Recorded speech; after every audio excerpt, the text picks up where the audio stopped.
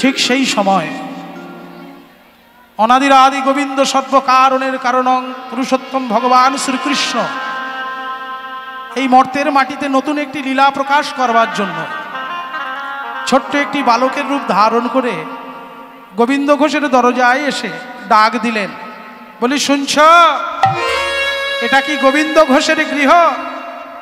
গোবিন্দ ঘোষ বাইরে বেরিয়ে দেখছে একটি বালক এসে দাঁড়িয়েছে। গোবিন্দ ঘোষ বলছে, হ্যাঁ আমার নাম গোবিন্দ ঘোষ, এটা আমার গৃহ, কিন্তু তুমি কে বালক? তুমি আমায় চিনবে না গো। তোমার ঘরের কোনায় ওই যে শিলাখণ্ড আছে, ওই শিলাখণ্ডটি তুমি আমার কাছে দাও, আমি সুন্দর করে তোমার জন্য একটি মূর্তি নির্মাণ করে দিয়ে যাব। বালকরূপী ভগবানের কথা মতো গোবিন্দ ঘোষ ঘরের কোনায় থেকে শিলাখণ্ডটি এনে বালকরূপী ভগবানের হাতে তুলে দিল। আর বালকরূপী ভগবান সেই শিলাখণ্ডটিকে সুন্দর একখানি ছোট্ট গোপীনাথের মূর্তি নির্মাণ করে দিয়ে চলে গেলেন। গোবিন্দ ঘোষ বাইরে এসে দেখছে সে বালকটি আর নেই, আর সে শিলাখণ্ডটিও আর নেই, তার পরিবর্তে রয়েছে সুন্দর একখানি ছোট্ট মূর্তি। মূর্তিটি গৌরহরির কাছে নিয়ে গিয়েছে গোবিন্দ ঘোষ। প্রভু, ছোট্ট একটি বালক এসে আমার জন্য এই মূর্তিটি নির্মাণ করে দিয়ে গেছে, কিন্তু সে বালকটিকে যে আমি আর দেখতে পাচ্ছি না। গৌরহরি মনে মনে বুঝতে পেরেছিলেন যে আসলে ভক্তের দ্বারে কে এসেছিল। গৌরহরি কি করলেন, গোবিন্দ ঘোষকে বোঝালেন, শোনো গোবিন্দ, যে একবার যায় সে কি আর ফিরে আসে না, কিন্তু এই যে মূর্তিটি তোমাকে নির্মাণ করে দিয়ে গেছে, এটা কিসের মূর্তি তুমি জানো? বলে, না প্রভু, তা তো জানি না। গৌরহরি বললেন, এটা হলো গোপীনাথের মূর্তি। আমি যা করি তুমি তা করো না গোবিন্দ, আমি যা বলি তুমি তা করো।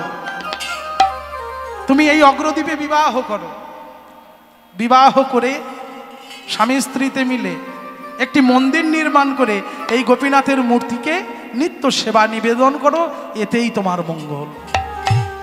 এই কথা বলে গৌরহরি চলে গেলেন। কিছুদিন যেতে না যেতেই গোবিন্দ ঘোষ গৌরহরির কথা মতো একটি বিবাহ করল। স্ত্রীর নাম হলো চন্দ্রাবলী। দুজনে মিলে গোপীনাথকে নিত্য সেবা নিবেদন করে, খুবই আদর যত্ন করে। পিতা মাতা সন্তানকে যেমন ভালোবাসা দিয়ে, মমতা দিয়ে, স্নেহ দিয়ে আগলে রাখার চেষ্টা করে, গোবিন্দ ঘোষ আর চন্দ্রাবলীও ঠিক তেমনভাবে ওই ছোট্ট গোপীনাথের মূর্তিকে সন্তান সম আগলে রাখার চেষ্টা করে। এদিকে ভগবান গোপীনাথ ভাবছে, বা রে বা, এরা দুজনে তো আমাকে খুব নিষ্ঠার সঙ্গে সেবা দিচ্ছে, কিন্তু আমিও ভগবান, আমি পরীক্ষা করে দেখবো এরা আমার কত বড় ভক্ত। আমি এদের দুজনের মধ্যে দ্বন্দ্ব বাঁধিয়ে দেব, ঝগড়া লাগিয়ে দেব, দেখবো ওই ঝগড়ার মধ্য দিয়ে কি করে এরা আমাকে সেবা দিতে পারে। ঝগড়া বাঁধিয়ে দিলেন।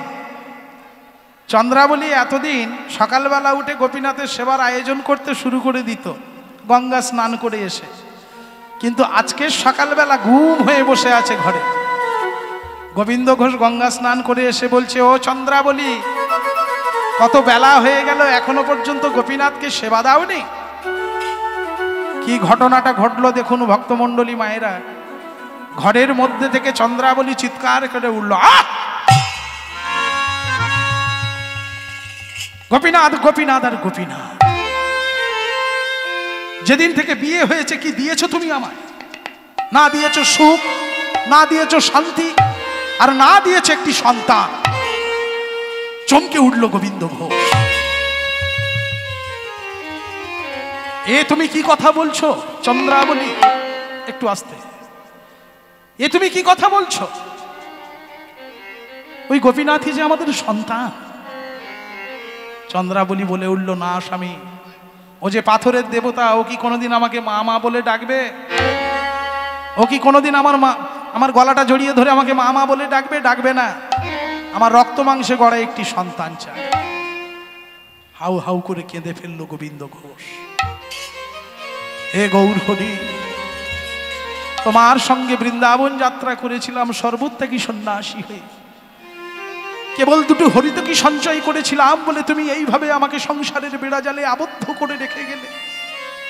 বেশ, স্বয়ং গৌরহরির যখন এমনই ইচ্ছা তখন তাই হোক। সন্তান তুমি পাবে, সন্তান তুমি পাবে, সন্তান তুমি পাবে। কি হলো? দেখতে দেখতে 10 মাস 10 দিনে চন্দ্রাবলীর একটি সন্তান হলো। ওমা, যেই না সন্তান হয়েছে, চন্দ্রাবলী দিন রাত সন্তান সন্তান নিয়ে মেতে থাকে। এদিকে গোবিন্দ ঘোষ এসে বলছে, ও চন্দ্রাবলী, সন্তান সন্তান করে পাগলিনী হয়েছিলে, গোপীনাথের আশীর্বাদে তো সন্তান পেয়েছো, তা চলো না এইবার দুজনে মিলে গিয়ে একটু গোপীনাথকে সেবা নিবেদন করি। চিৎকার করে উঠল চন্দ্রাবলী, আহ, দেখতে পাচ্ছ না ছেলেটা কেমন করে কাঁদছে? ওকে স্নান করাতে হবে, খাওয়াতে হবে, ঘুম পাড়াতে হবে, আমার এখন কত কাজ তুমি জানো। ভগবান গোপীনাথ মনে মনে ভাবছে, বারে বা, সন্তান সন্তান করে পাগলিনী হয়েছিলিস, তাই তোকে সন্তান দিলাম, আর যেই না সন্তান কাছে পেলি আমার কথা ভুলে গেলি। চন্দ্রাবলী, তোর কি এ কথা জানা নেই, দিয়ে ধন বোঝে মন, হরে নিতে কতক্ষণ। এ ভক্তমণ্ডলী মায়েরা, ভক্তের উপর শুরু হয়ে গেল ভগবানের চরম পরীক্ষা। চন্দ্রাবলীর 4 বৎসরের সন্তান, আদর করে নাম রেখেছিল গোপীনাথ। গোবিন্দ ঘোষ নাম রেখেছিল গোপীনাথ আদর করে। কেন জানেন? সন্তানকে ডাকলে ভগবানকেও ডাকা হবে, আর ভগবানকে ডাকলে সন্তানকে তো ডাকা হয়েই যাবে। ওই 4 বৎসরের ছোট্ট গোপীনাথ যখন 4 বছর বয়স হয়েছে, ঠিক সেই সময় ভগবান গোপীনাথ চন্দ্রাবলীকে চিরদিনের মতো এহ জগৎ থেকে হরণ করে নিলে। আমার প্রভু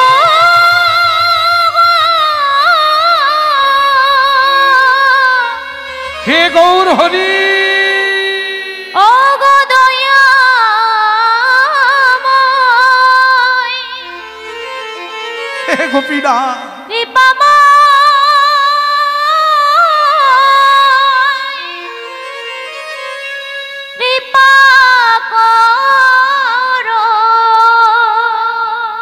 হাউ হাউ করে কেঁদে উঠল গোবিন্দ ঘোষ। তোমার কথায় বিবাহ করেছিলাম, আমাদের একটি সন্তানও হলো, এমতো সময় তুমি আমার স্ত্রীকে আমার থেকে কেড়ে নিলে প্রভু। বলতে পারো এই 4 বৎসরের শিশু সন্তানকে আমি কেমন করে লালন পালন করব, কেমন করে একে আমি বড় করে তুলব, মানুষ করে তুলব। এ ভক্তমণ্ডলী মায়েরা, ভক্ত হওয়া বড় শক্ত গো। দেখবেন এই জগতের সংসারে যারা সত্যিকারের গোবিন্দের ভক্ত হয়, গৌরহরির ভক্ত হয়, কৃষ্ণ ভক্ত হয়, তাদের জীবনে অনেক দুঃখ, অনেক কষ্ট, অনেক যন্ত্রণা থাকে। যন্ত্রণা না থাকলে, কষ্ট না থাকলে ভগবানকে ডাকবে কেন? 4 বৎসরের ছোট্ট গোপীনাথকে লালন পালন করছে গোবিন্দ ঘোষ। গোপীনাথকে সেবা দিতে গেলে সন্তানের দেখাশোনা করতে পারে না, আর সন্তানের দেখাশোনা করতে গেলে গোপীনাথের সেবা দিতে পারে না। 4 বৎসরের ছোট্ট ছেলেটিকে ঘরে রেখে দিয়ে গোপীনাথের মন্দিরে গেছে সেবা নিবেদন করতে। গোপীনাথের চরণে বসে বসে কাঁদছে আর বলছে, প্রভু তুমি তো আমার চন্দ্রাবলীকে কেড়ে নিয়েছ, আমার জীবনের শেষ সম্বল বলতে আমার ওই 4 বৎসরের ছোট্ট গোপীনাথ, তুমি ওকে করুণা করো, তুমি ওকে মঙ্গল করো, ওই মা মরা ছেলেটার যেন কোনো ক্ষতি না হয়। গোপীনাথের জন্য কি করতেন জানে? প্রত্যেক দিন হরে কৃষ্ণ জয় নিতাই গৌর হরি বল। 4 বৎসরের ছোট্ট শিশুর জন্য ওই গোপীনাথের চরণামৃত নিয়ে গোবিন্দ ঘোষ ঘরে আসত, সন্তান গোপীনাথের বদনে তুলে দেওয়ার জন্য। হরে কৃষ্ণ, মায়ের কি হয়েছে, কাঁদছে কেন? হরি বল। শান্ত হন, শান্ত হন।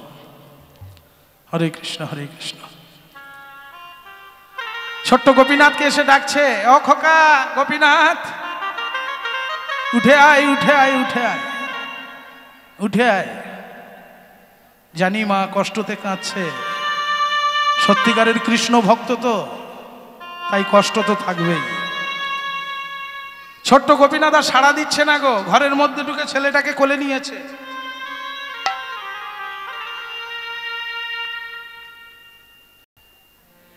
ছোট্ট ছেলেটিকে কোলে নিয়েছে। ও মায়েরা,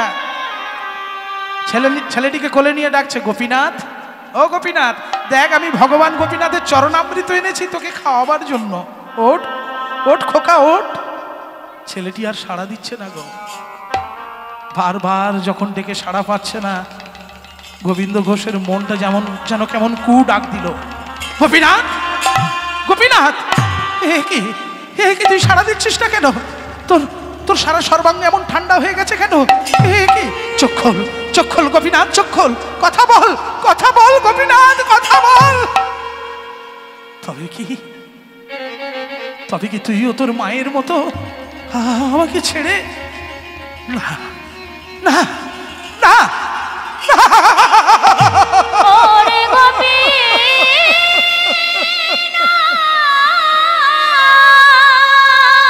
হে গৌর হরি, ওরে গোপী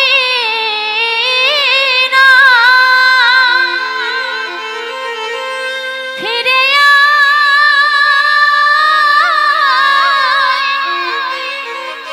ফিরে।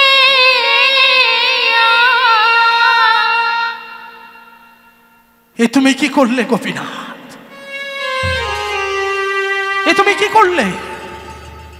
ঊর্ধ্বশ্বাসে দৌড়তে চলে গেল গোপীনাথের মন্দিরে। একটু আসতে। ঊর্ধ্বশ্বাসে দৌড়তে চলে গেল গোপীনাথের মন্দিরে। শয়ন করিয়ে দিয়েছে।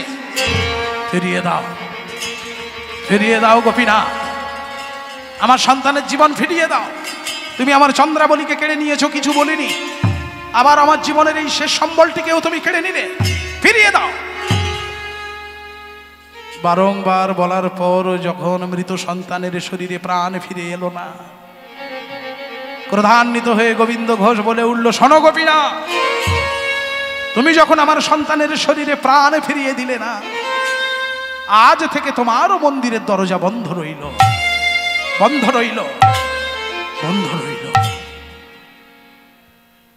মৃত সন্তানকে কোলে নিয়ে হাউ হাউ করে কাঁদতে চলেছে শ্মশান ঘাটে। লীলামা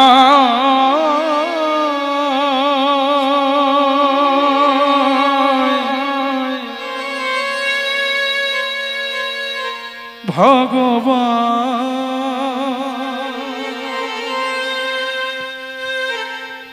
এই কি তোমার লীলা, এই কি তোমার খেলা।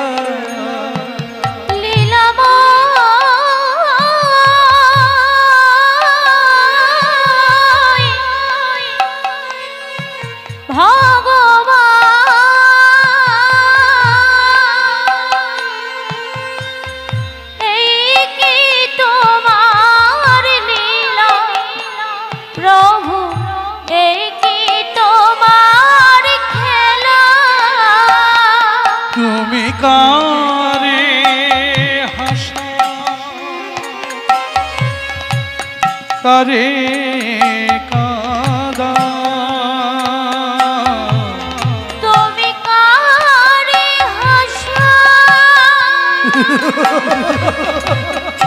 করে কাঁদা, এই কি তোমার লীলা প্রভু, এই কি তোমার খেলা। প্রভু এই কি তোমার লীলা, প্রভু এই কি তোমার খেলা। লীলামা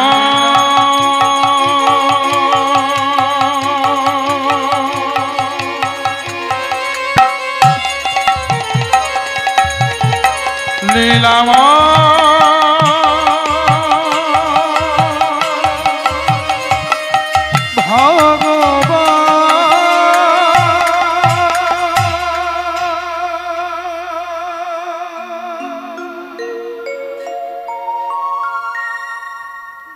শ্মশানে উপস্থিত হয়ে নিজে হাতেই চিতা সাজালো।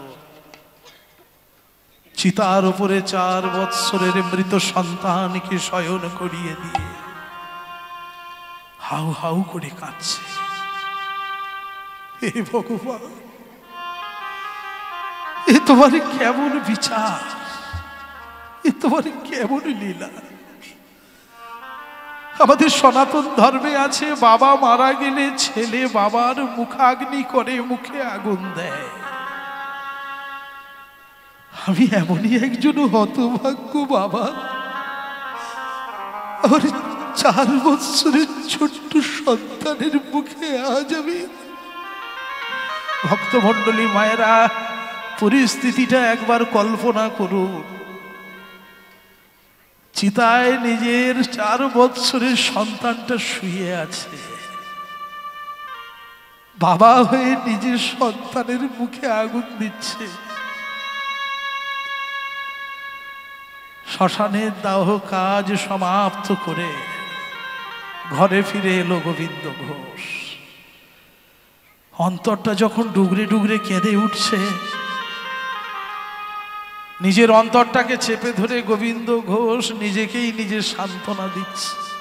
দেখুন কৃষ্ণ ভক্ত গৌর ভক্তের যন্ত্রণাটা কেমন দেখুন। নিজের অন্তরটাকে নিজে চেপে ধরে নিজেকেই নিজে বলছে, ওরে মন তুই আর কাঁদিস না। কার জন্য কাঁদবি? ওরে আপন বলিয়া ভাবিনু যাহারে সে তো আপন নয়, পর বলিয়া ভাবিনু যাহারে সেই তো আপন হয়। তাই কি বলি জানিস মন, এই জগৎ সংসারে কেউ কারণ ওরে পাগল মন আমার,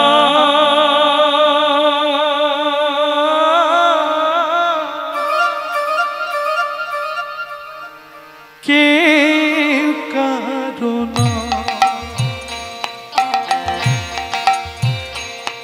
মনে কেউ কারণ পাগল মন আমার, কেউ কারণ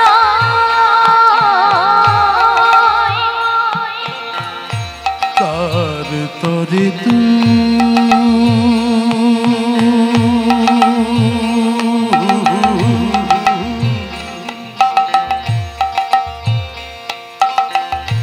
কাঁদিস রে মন, কেউ তো কারো নয়।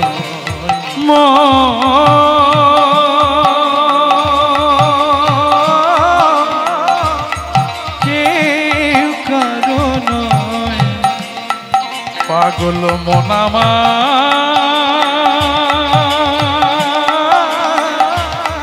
কেউ কারো মন কেউ কারণ পাগল মন আমার, কেউ কারণ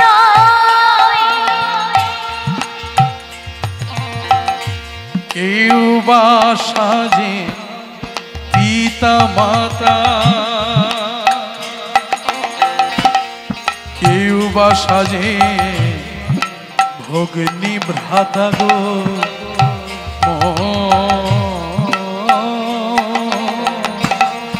কেউ বা সাজে পিতা মাতা, কেউ বা সাজে ভগ্নী ভ্রাতা গো। সময় হলে যাবে চলে, কেউ তো রবে না মন।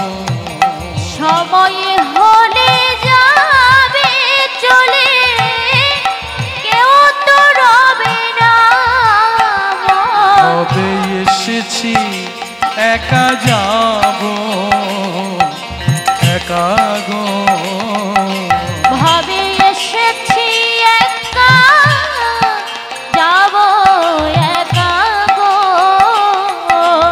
ভাবে এসেছি একা যাব একা গো ভাবে এসেছি একা যাব একা গো সঙ্গী সাথী কেউ তো রবে না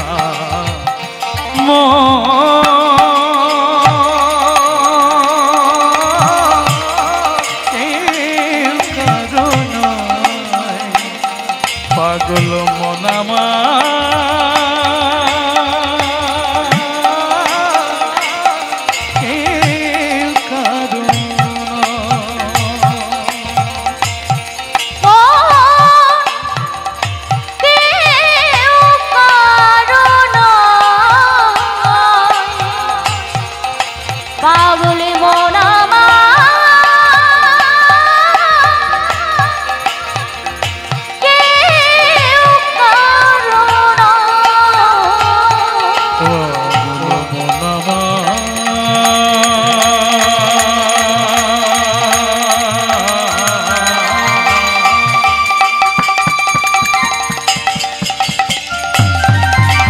পাগলে মন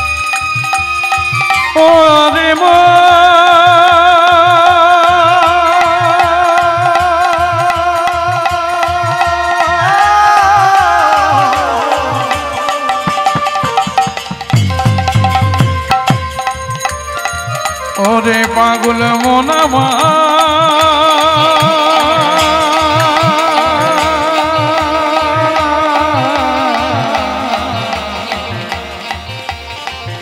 পাগল মন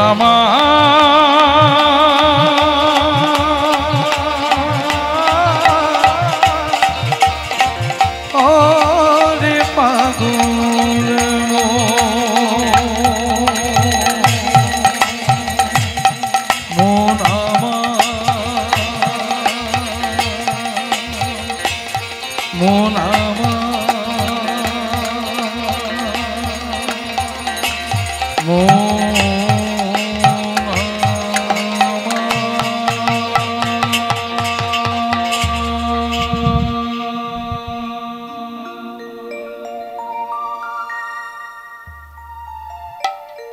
কাঁদতে কাঁদতে কখন যে গোবিন্দ ঘোষ নিজের আপন মনে ঘুমিয়ে পড়েছে নিজেই বুঝতে পারেনি। ঠিক রাত্রি দ্বীপ প্রহরে স্বয়ং ভগবান গোপীনাথ এসে দরজায় করাঘাত করছে গো। বাবা বাবা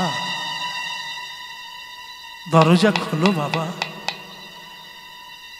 বাবা শুনছো আমার কথা, দরজা খোলো। যেই না গোপীনাথের কণ্ঠস্বর গোবিন্দ ঘোষের কানে পৌঁছেছে, চমকে উঠেছে গোবিন্দ ঘোষ। কে কে আমায় বাবা বাবা বলে ডাকে কে? তাড়াতাড়ি করে এসে দরজা খুলে দেখছে স্বয়ং ভগবান গোপীনাথ। কি রে, কি জন্য এসেছিস আর কি চাই? বাবা জানি তোমার একটা সন্তান মারা গেছে, তোমার একটা সন্তান মারা গেছে বলে তুমি আমার আরেকটি সন্তানকেও না খাইয়ে রাখবে বাবা। তোমার ওই রক্ত মাংসে গড়া সন্তানটি হওয়ার আগে তুমি আর মা তো আমাকেই সন্তান হিসাবে লালন পালন করতে, সন্তান স্নেহে লালন পালন করতে। আজকে তোমার ওই রক্ত মাংসে গড়া সন্তানটি মারা গেছে বলে এই সন্তানের কথা ভুলে গেছো। সকাল থেকে তুমি আমার মন্দিরের দরজা বন্ধ করে রেখেছো, আমাকে খেতে দাওনি। আমার বড় ক্ষুধা পেয়েছে, আমাকে খেতে দাও বাবা। হে ভক্ত মণ্ডলী মায়েরা, কত বড় ভক্ত হলে তবে স্বয়ং ভগবান নিজে যেচে এসে ভক্তের কাছে খাওয়ার জন্য কাঙালির মতো দাঁড়িয়ে থাকে।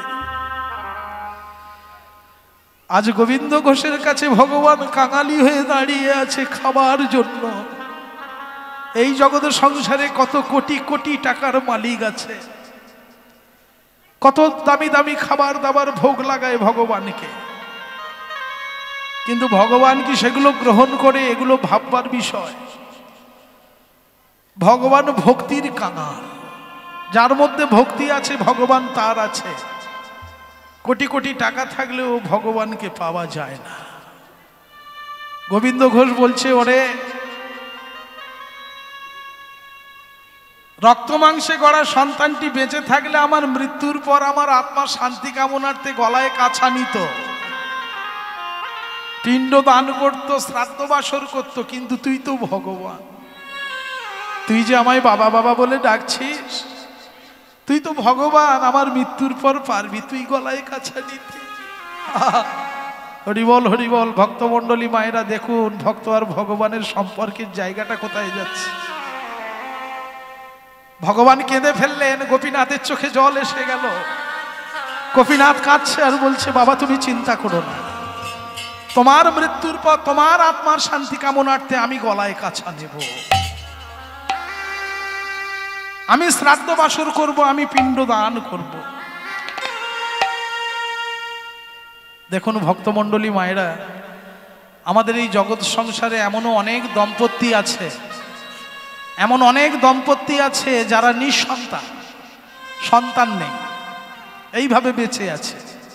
তারা মনে অনেক দুঃখ পায়, কষ্ট পায়, এ মন্দিরে ওখানে সেখানে গিয়ে মাথা করে। কিন্তু দেখুন, আজকের গোবিন্দ ঘোষের তো সন্তান নেই, যে সন্তানটি ছিল মারা গেছে, কিন্তু গোবিন্দ ঘোষের মধ্যে ছিল ভক্তি। ভগবান নিজে মুখে বলেছেন, অনন্যশ্চিন্তায়ন্ত মাং যে জনাপর্যু পাশাতে তে সাং নিত্যাভিযুক্তানাং যক্ষে মাং বাহাময়ম। যে ভক্ত আমাকে যেভাবে ডাকে, যেভাবে পেতে চায়, আমি তার কাছে সেইভাবে ধরা দিই। সন্তান স্নেহে গোপীনাথকে লালন পালন করত, আজকের ভগবান সন্তান রূপে এসে ধরা দিয়েছে ভক্তের কাছে। গোবিন্দ ঘোষের মৃত্যুর পর ভগবান গোপীনাথ শ্রাদ্ধ বাসর করেছিলেন, আজও পর্যন্ত সেটা মেদিনীপুরে পালিত হয়।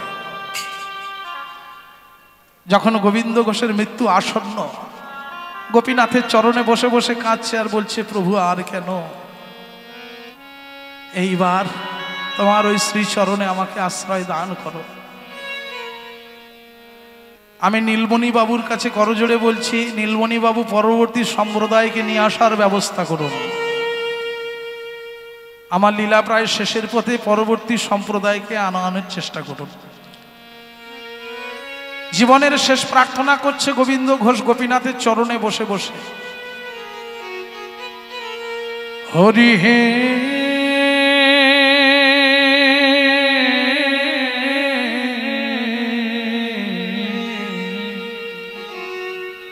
হরি দিন কবে মোর হবে হবে, আমি আশা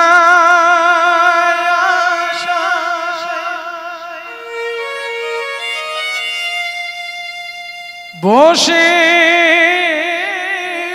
রইলাম,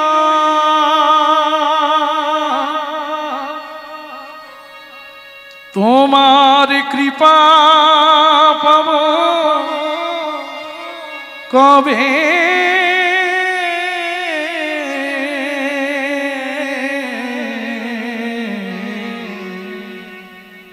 হরিদিন কবে মোর হবে হবে, আসা যাবার ভবের মাঝে প্রভু তোমায় ডাকা হলো না,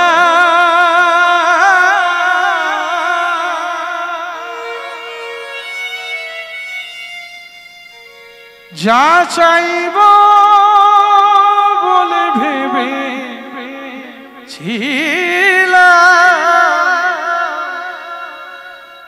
তা চাওয়া হলো না,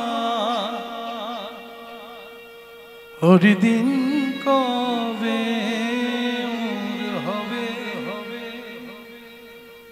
আমায় পার করো গো পারের দয়া,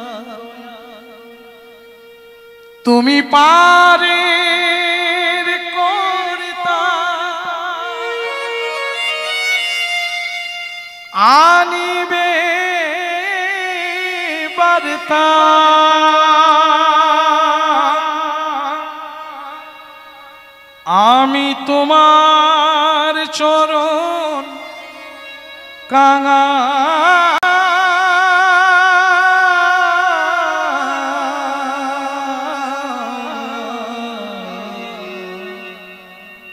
হরিদিন কবে মোর হবে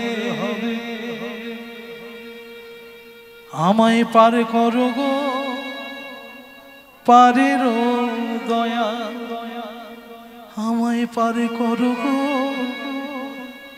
পারের দয়া ওই পার করো গো পারে দয়া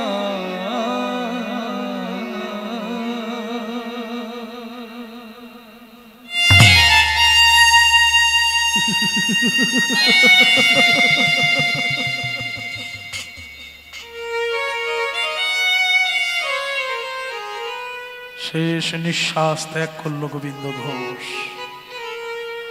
গ্রামের কিছু মানুষ এসে গোবিন্দ ঘোষের মৃতদেহটা নিয়ে চলে গেল শ্মশান ঘাটে। আর এদিকে গোপীনাথের মন্দিরে এলো এক নতুন পূজারী। এসেই দেখছে গোপীনাথের চোখে জল। গোপীনাথ পূজারীকে বলে দিলে, শোন পূজারী, আমার বাবা মারা গেছে, আগামী মধু মাসে দ্বাদশী তিথিতে আমি আমার বাবার আত্মার শান্তি কামনার্থে শ্রাদ্ধ বাসর করব, গ্রামের সবাইকে নিমন্ত্রণ করে আয়। এ ভক্তমণ্ডলী মায়েরা, পূজারী কি করলো দেখুন, গ্রাম থেকে গ্রামান্তরে ছুটে চলেছে আর চিৎকার করে বলছে, ওগো গ্রামের মানুষ, তোমরা বলো পাথরের দেবতা নাকি কথা বলে না? আগামী মধু মাসে দ্বাদশী তিথিতে ভগবান গোবিন্দ ঘোষের আত্মার শান্তি কামনার্থে শ্রাদ্ধ বা আসর করবে, তোমাদের সবার নিমন্ত্রণ। যত সাধু মুনি ঋষি যোগীগণ ছিলেন, গ্রামের সাধারণ মানুষ যত ছিল, সবাই অধীর অপেক্ষায় আছে কবে আসবে সেই শুভ দিন। একটা সময় অপেক্ষার অবসান হলো, এসে গেল সেই শুভ দিন। নীলমণি বাবুকে বলছি, পরবর্তী সম্প্রদায়কে নিয়ে আসার ব্যবস্থা করুন, লীলা প্রায় শেষ। এসে গেল সেই শুভ দিন, সবাই আঙিনায় উপস্থিত হয়েছে, গোবিন্দ ঘোষের আঙিনায় অপেক্ষা করে আছে কখন আসবেন ভগবান। হঠাৎ একটা দমকা বাতাস এলো, খুলে গেল সেই বাতাসে মন্দিরের দরজা। ছোট্ট গোপীনাথ গলায় কাছা নিয়ে, নয়নে জল নিয়ে, ছোট্ট ছোট্ট পায়ে এসে শ্রাদ্ধ বা আসরে উপস্থিত হলেন। হাতে গঙ্গা জল তুলে নিয়ে বলে উঠলেন, ওং মধু, ওং মধু, ওং মধু, পিতা স্বর্গ পিতা ধর্ম পিতা হি পরমং তপ, পিতরি প্রতিমা পন্নে প্রিয়ন্তে সর্ব দেবতা।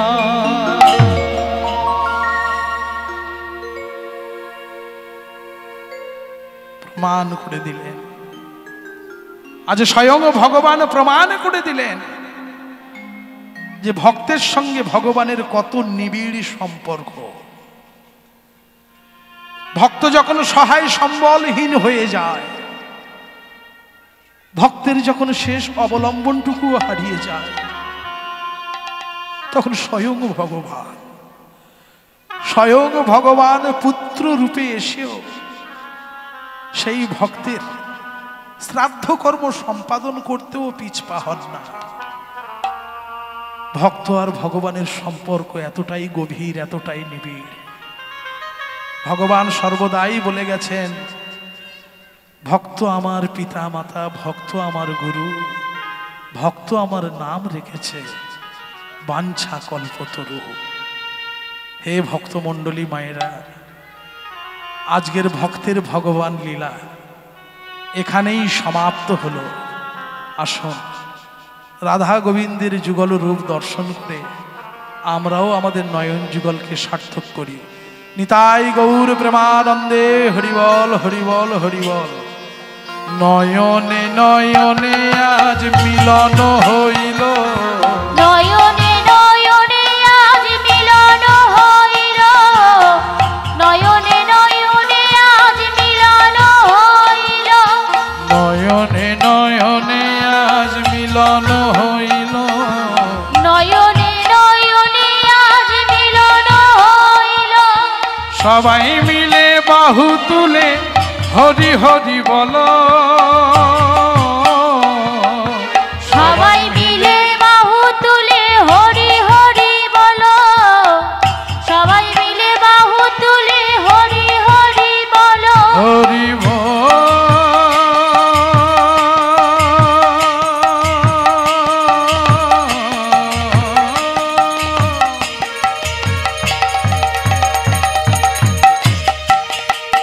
হরি বল।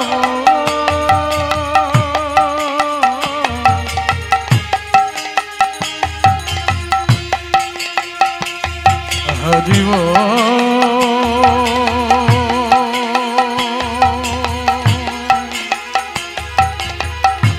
হরি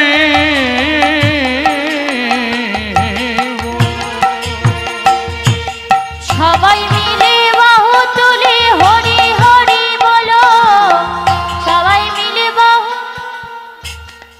মায়েরা বাবা আমার গুরুজন ব্যক্তি যাবেন না, এরপর আরেকটা শিল্পী আছে বসিরহাট থেকে আনা হয়েছে, উনি হলে মৌমিতা বৈরাগ্য, এনার পরে উনি কীর্তন পরিবেশন করবেন।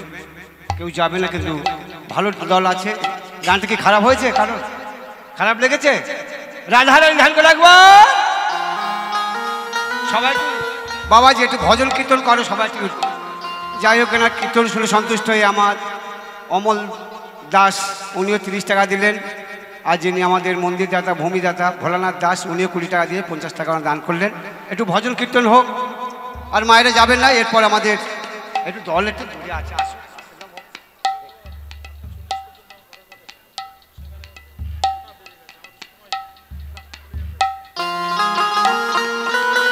সবাই মিলে বাহু তুলে হরি হরি বলো, সবাই মিলে বাহু তুলে হরি হরি বলো, হরি বল।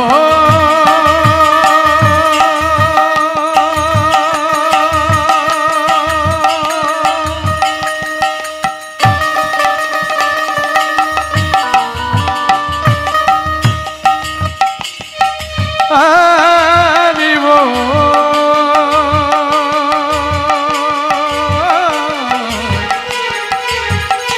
হরি বল।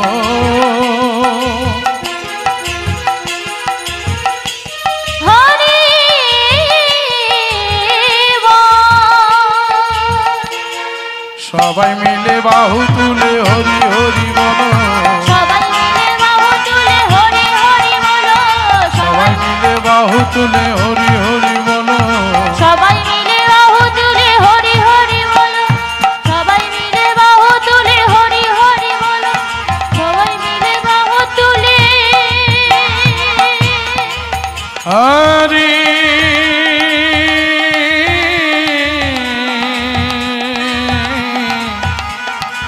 হরি